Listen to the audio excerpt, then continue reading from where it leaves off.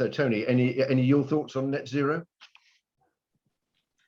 Well, I think Steve, I think it's a great description of it. We're much appreciated on that. I think, in a nutshell, it just shows that the vast challenge ahead, really, in this whole process.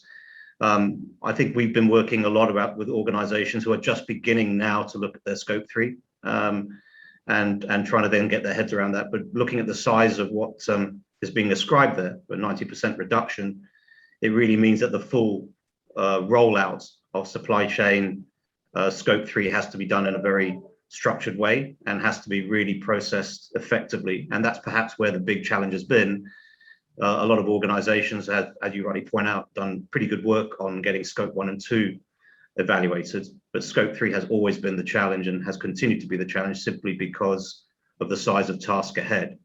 It does make perfect sense, though, when you look at the climate mitigation requirements and what scientists are telling us we need to do to reach those targets, that scope 3 is the piece that we really have to tackle and tackle well.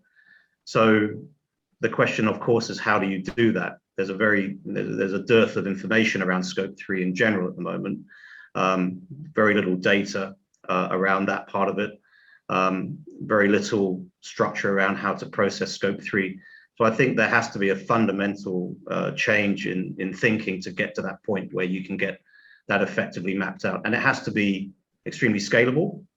It has to be very granular in nature. And I think it also, if you're going to do this effectively, has to be transparent and auditable, which means there's big challenges ahead in ensuring that the data that you're getting within that network of operation is accurate, harmonized and transparent. And that's an area that will require a lot of work and I believe technology and advisory to do effectively. Yeah.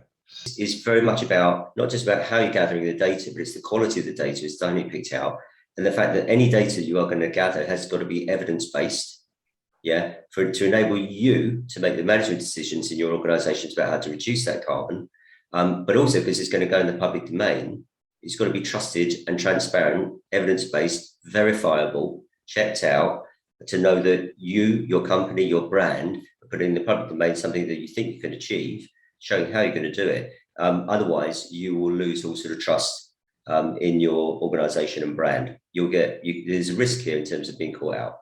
So evidence-based data is going to be essential.